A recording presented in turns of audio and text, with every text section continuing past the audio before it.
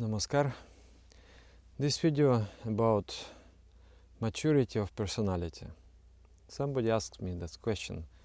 What does it mean to be a mature person, to be a mature man or mature woman? Then I thought about it. And I asked some people also.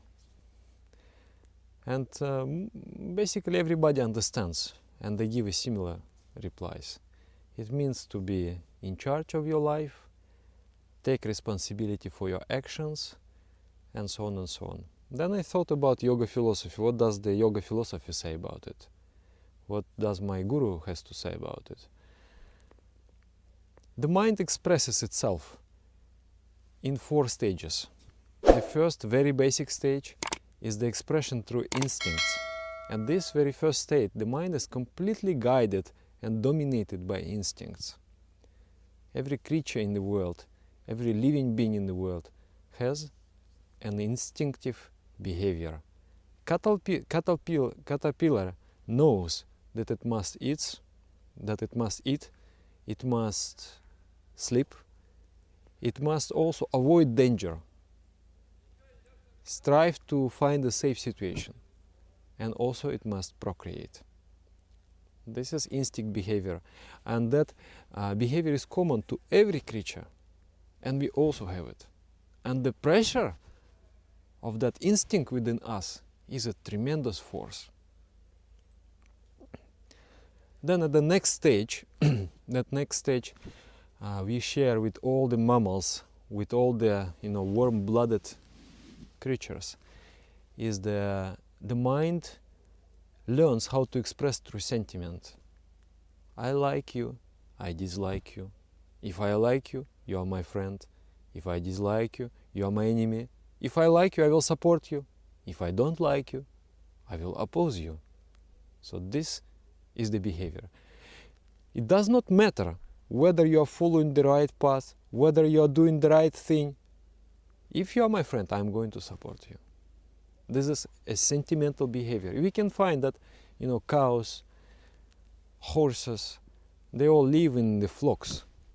Animals, they feel affection, they feel warmth to each other, they play with each other, they become attached to each other.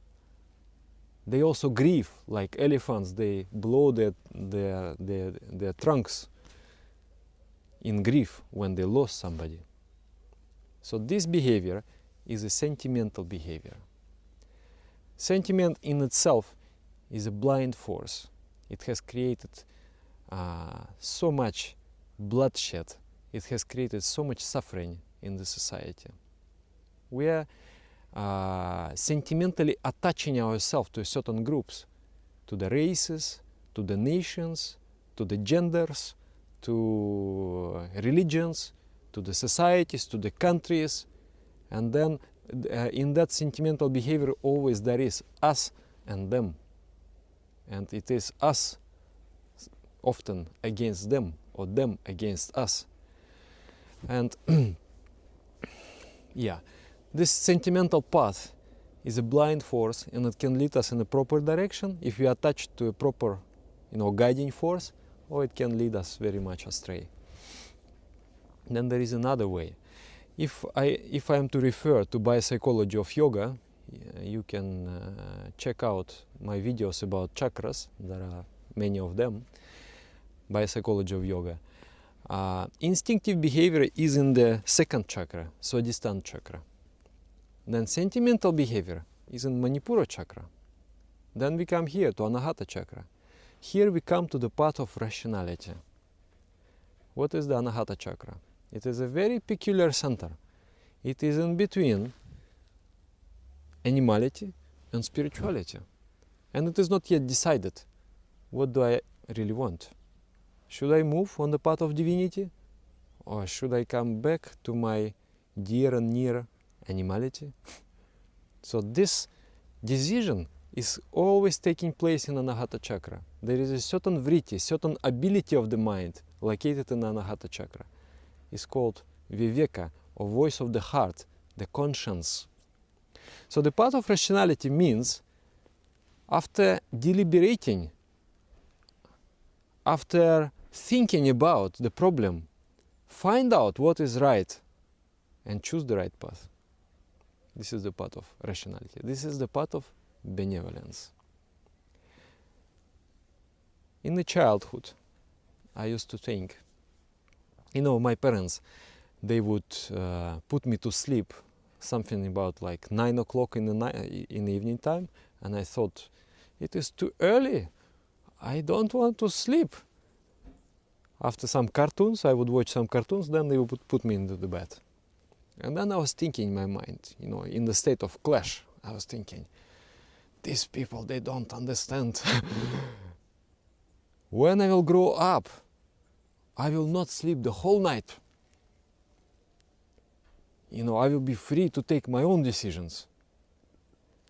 And for many years, this idea of adult life, this was the concept of adult life, that I'm having freedom to take my own decisions. This was my idea, what it means to be adult, what it means to be mature. But later on, I arrived to a different conclusion.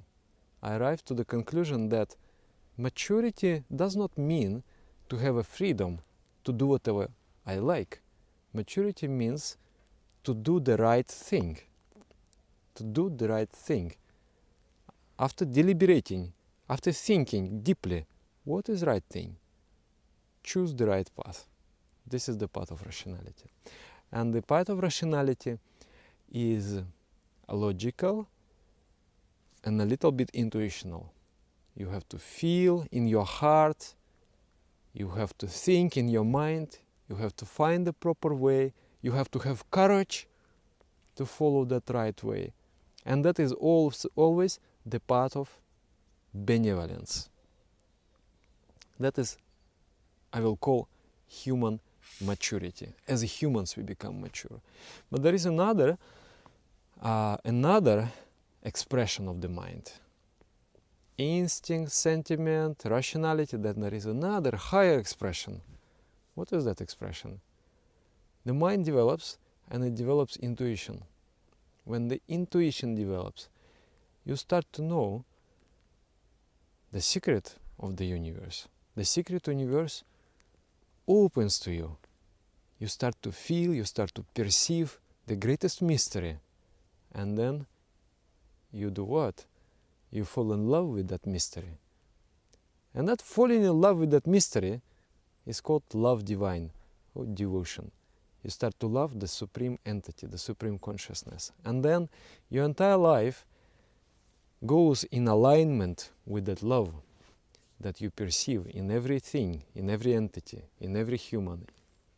And then you become, you cannot do harm to anybody. You can only be helpful. You can only be, you can only be an asset for the human society. So this is the highest maturity, and that is a spiritual maturity. And that maturity we all need to attain. We all need to strive to move from the instinct, from the sentimental realm, to move to the spiritual realm. So how to move? How to move from here to there? Path of benevolence. What is the word for benevolence in Sanskrit? What is the term in yoga? Path of benevolence is called satya. Satya.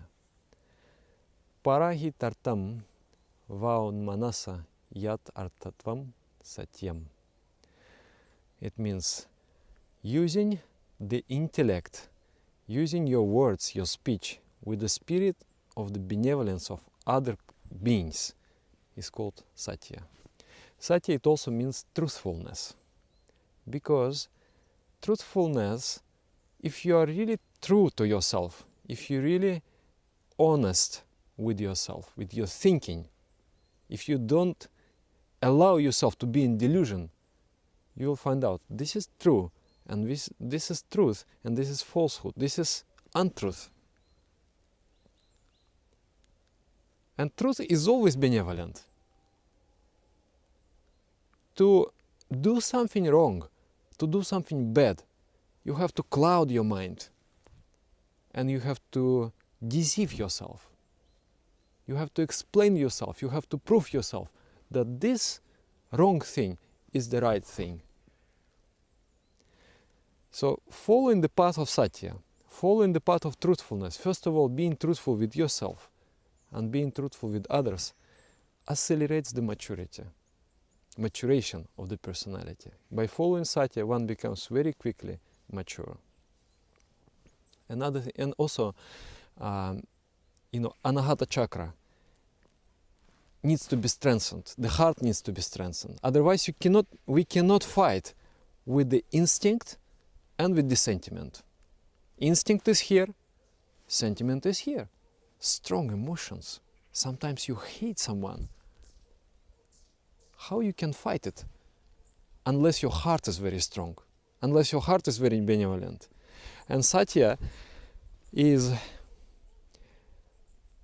when we are straight in the mind, we are truthful in the mind, it creates a certain friction in the mind, and it creates an effulgence.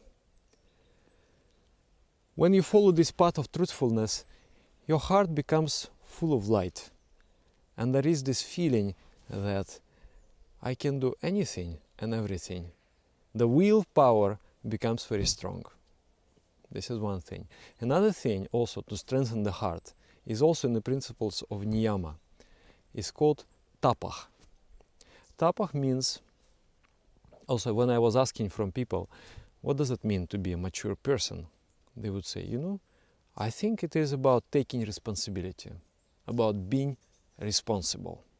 So what does it mean to be responsible? One thing is a positive thinking, proactive thinking, to take responsibility about your life.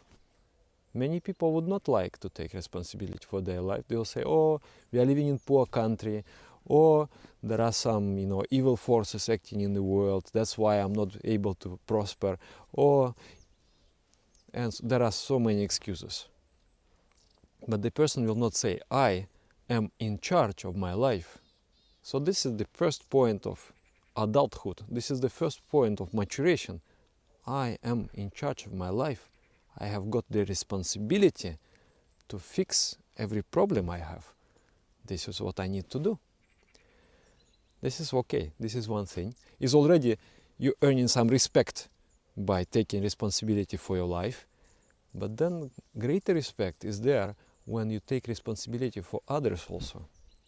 And the principle of tapah, it says that to endure hardship, to endure some limitations, to endure some suffering by carrying the burden of others, by relieving others from their suffering. This is called tapah. And when we do that, when we accept the path, it's always painful. Tapah is always painful. When we are facing, there are kind people and good people, they take responsibility, they help others. And there are goody people. They would like to look good, but would not like to take responsibility. They would not like. They find a dog, a puppy dog. Oh, it is so sad, this dog is going to be, wasted, and let me take care of this dog. And they will drop this dog on somebody else. You take care. Sorry, wait a minute, I have to, I need time to take this decision. Don't you like animals? How cruel you are. But the person, he knows it is painful, because if he will take responsibilities for the whole life, I know, I commit to something. So it's not easy for such a person, to commit. But once he commit, he will commit. In Russian language, we have this proverb. It says, you measure it 7 times, and after you measure and double check it for 7 times, then 1 time you cut. It means you think properly before you take decision. But when you took the decision, then do it. Don't look back. Just go ahead. Take the commitment, and that commitment should be very strong. Always painful. Take the commitments. But in my experience, and also in experience with so many friends, sometimes I really feel fear there is a huge project, huge, at least in my mind, because nothing is huge, everything is relative. It is my mind is small, that's why I'm thinking huge. So I'm thinking, wow, I couldn't think these figures in my mind. But then just you struggle inside, struggle. Then finally you come up with this commitment. I'm going to commit, and I'm going to be successful, and I'm going to complete this thing. Then, as a result of this commitment, always it is in the spirit of benevolence, you are thinking about serving others, helping others, serving the society, developing the humanity. So once you took that commitment, there will be joy in the heart. There will be joy, and there will be this feeling of invincibility,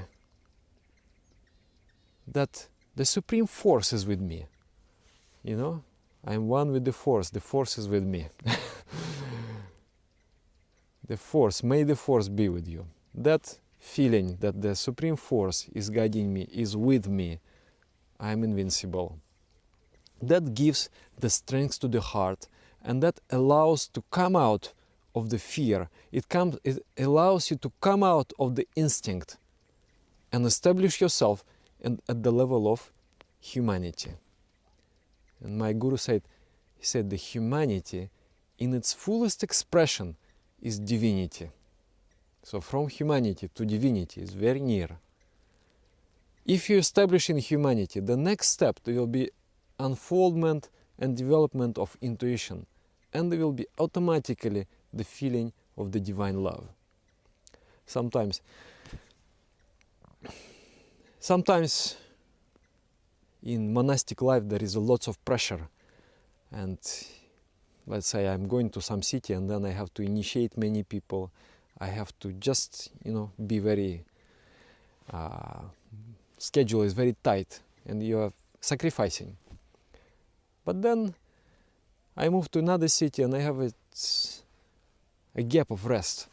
And in that gap, somehow there is a flow of ecstasy comes. And you feel so extremely happy. And you feel that there is so much love in the heart.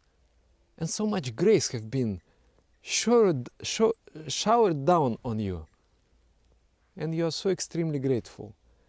So every time you commit yourself to some kind of sacrifice for others, for serving others, you will find there is a feedback in the form of inner realization, understanding of something mystical, something very beautiful.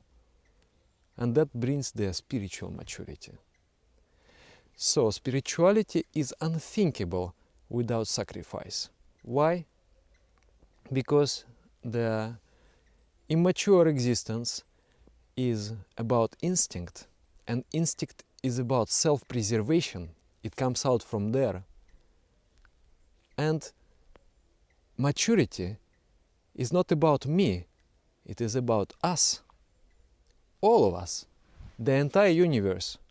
How to be of use for the entire universe, how to be helpful for the entire world.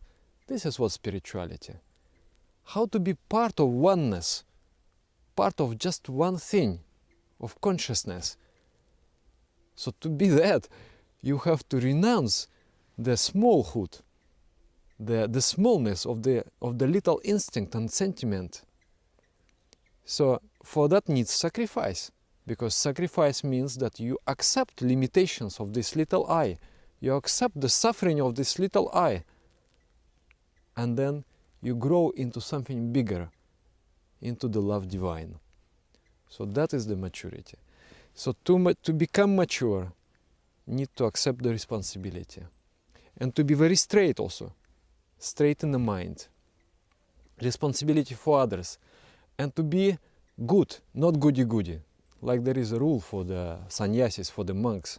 It says, you should offer something after reducing one's own expenditure. It means not, there is a collective fund, I take from here and then I help somebody. Not like this. I have some fund, my fund, for my comfort, for my, use, and I take from there. And then for the next month I will have to live a little bit more tight, but then it is true sacrifice. You didn't say, hey, my friend, come, give me some money. Okay, here you are. He gives me money and I will help him, and I look very good and nobody knows about him. Not like this. It's like you really reduce and you take some limitations in your life, some suffering in your life to help others. That's the real responsibility. And that's what is adult life about. Adults, they take responsibility. So this is about maturity. So 4 levels are there: instinct, sentiment, rationality, devotion, the divine love. And also my teacher has said that sentiment guided by rationality is the most powerful force in this universe. That it is the most powerful. If the sentiment is controlled, if the emotions are controlled and guided on the path of benevolence, it is extremely powerful force. But if emotions are controlling the intellect, controlling the benevolence, twisting the truth, making the truth something else, then it is the path of downfall. It is the very dangerous path. So we have to become mature. We have to grow into the maturity by following the path of satya, benevolent truthfulness, and by following the path of sacrifice, the path of tapah, serving others by reducing our own needs and comforts. Thank you very much. Namaskar.